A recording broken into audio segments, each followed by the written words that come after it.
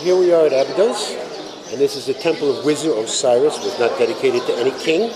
But here's a famous glyphs that people have talked about for years. Actually, I knew the woman who took the first picture here in 1988, and it spread all around when the internet came, and everybody thinks it's aliens, spaceships, helicopters. But if we look up at it, and the scientific term in archaeology is called a palimpsest, P-A-L-I-M-P-S-E-T. That means it's one layer of glyphs. Someone comes along, puts another layer of glyphs on top. The top layer flakes off, and it reveals a scene that was not there. So, and people want to say spaceships, aliens, whatever. But how Abdel Hakim explained it to us is everything's in duality, everything's in polarity. If what's on the east wall has to be on the west wall, what's on the north wall has to be on the south wall. If you just go up here, right around, that Seti I's glyphs, without any helicopters, any spaceships, it would be, if it was done intentionally, it would be also on that wall as well as this wall. So we deny it. And if people look at, and actually someone did an excellent thing on the internet by taking an overlay of the original Seti I glyphs, putting over that, and you can see where it fits in. If you look up at the bottom left, on the bottom, you see these straight-like lines. You can see it's on top of something underneath. It is a palimpsest. End of discussion. Rise coming.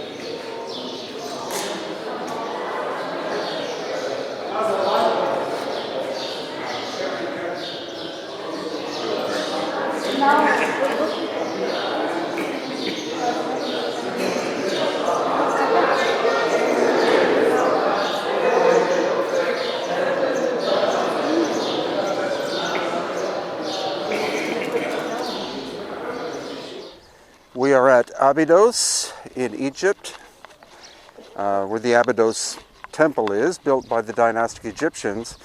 But what's actually more profound is what you're going to see next, and that is what is called the Osirion, which is a subterranean megalithic structure.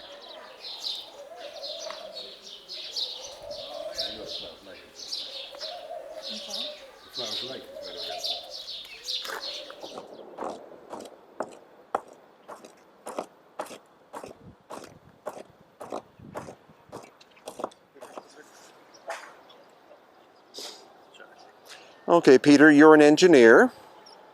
What can you comment about the plausibility that this work was done with stone hammers?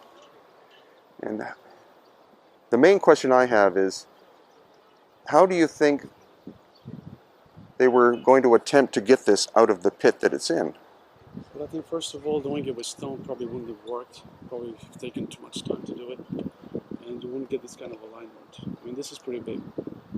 And then there's another question of the spacing just between the rock and the bedrock. How would you fit people in there? For how long would that work? And then to get it out, I mean, you need a structure on top of these rocks, which just, it's impossible to set up.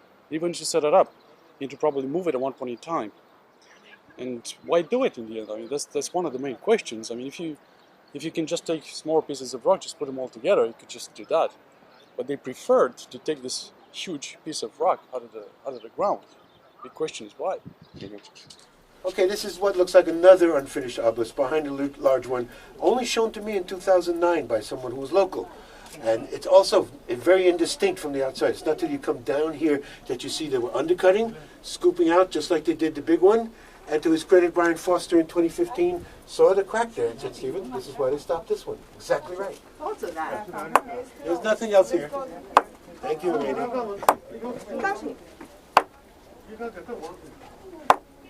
only way to go.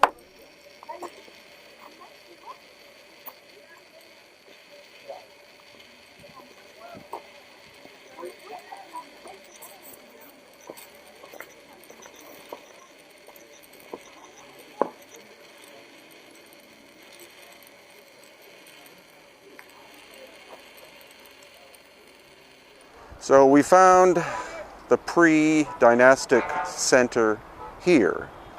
It was clearly devastated by some kind of ancient cataclysm. We have rich deposits of calcium carbonate that likely came from the ocean, from flooding in from the ocean. And so the city itself is built over that way because in order to build here, they would have had, the dynastic people would have had to have cleared all the stone out of the area. So they found virgin territory over there and built their mud brick houses and limestone coffins and limestone edifices. But this is the megalithic core of this site.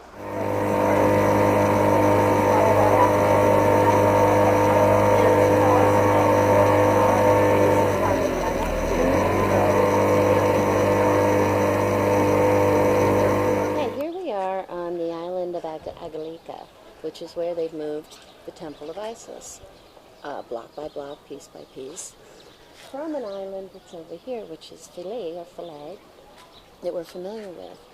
What we're looking at in front of us over here is the island of Biga. And Hakim had once said that this is the island where the heart of the divine feminine was.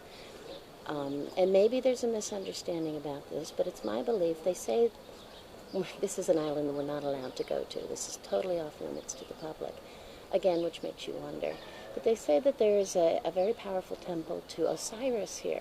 If you understand the mythology and the symbolism, Osiris and Nebhet were twins, born at the same time as Iset and Set, Isis and Set.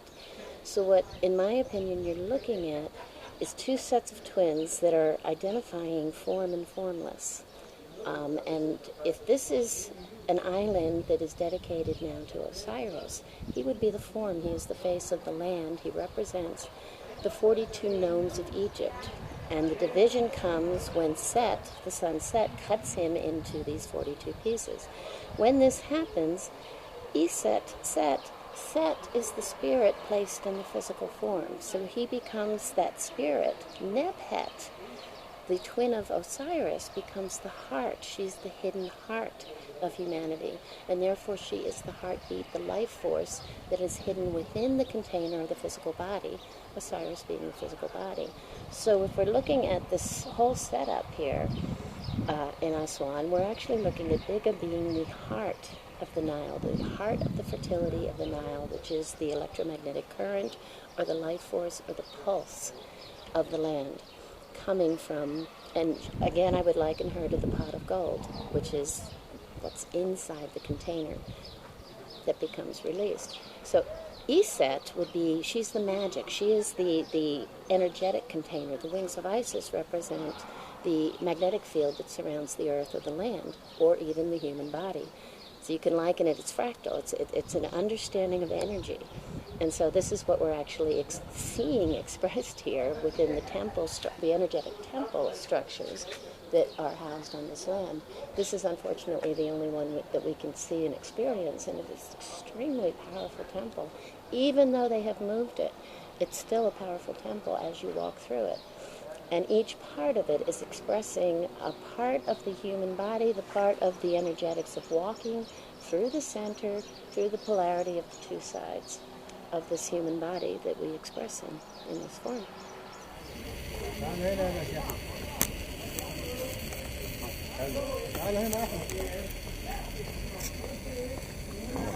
Okay, we're here with geologist Susan Moore, and Susan is going to describe the phenomenon that happened to this stone, which is a granite-like stone, I believe. These stones in this little area, they've been puzzlement to us for numerous years. We keep trying to figure out what went wrong with these, why they're like it. And if you look at the rock here, you can see that the inner portion of the rock is a coarser crystalline size, and the outer side seems to have a finer crystalline crust. This is a fairly wide crust. This is a narrower crust. We just don't know why it's doing this. We actually see the same thing in a pillar, a door pillar over here. And, unless we could analyze these things, we're probably never going to know. But what it looks like to me, and this is just sheer speculation, is that the inner portion of this has recrystallized, and as it cooled, the outer portion of it cooled down quicker and made this finer grain crust.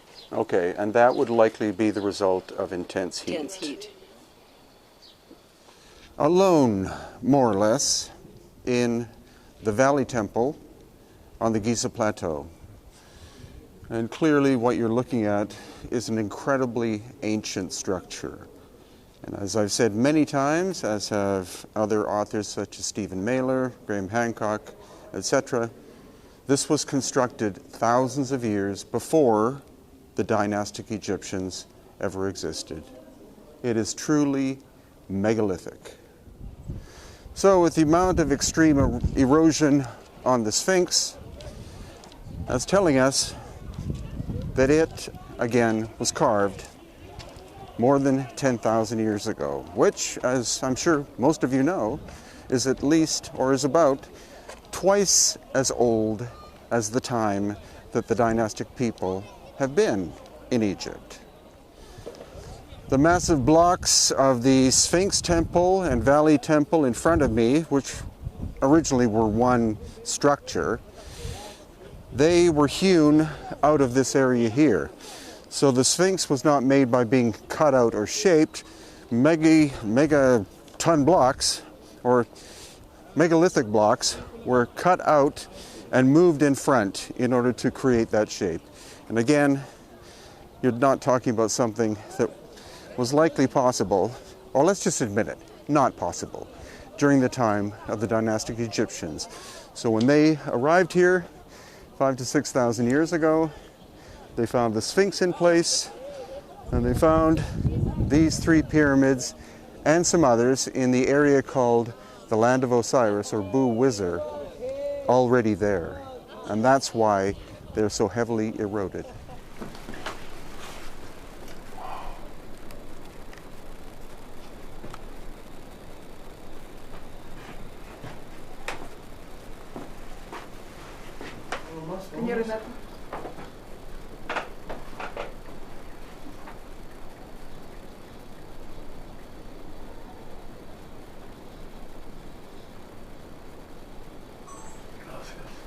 Gracias a usted.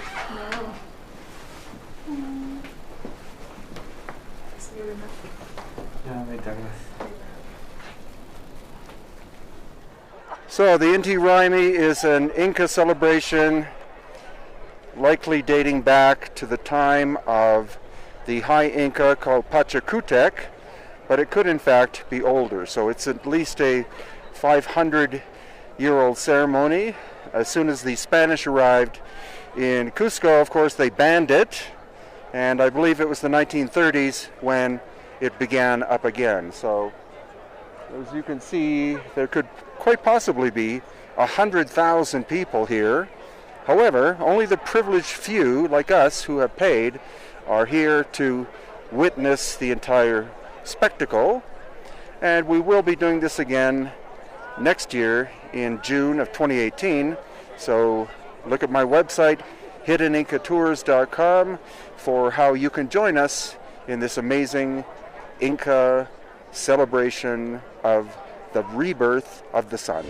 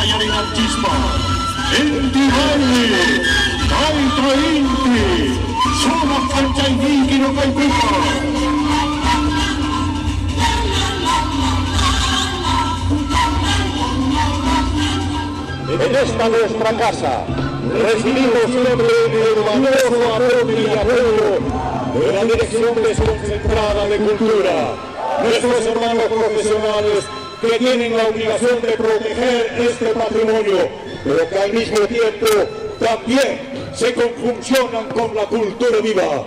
Causacho, Ostoyacta. Santa Catarina, bienvenidos, Brasil. So the site is called Tanis. It's located about 4 miles hours north of Cairo. Phenomenal site, megalithic, seems to have been buried as a result of a cataclysm. It was likely dug up during dynastic times by Ramses II in order to utilize the granite for other construction purposes. And then the famous French archaeologist Mariette did some work here, and others.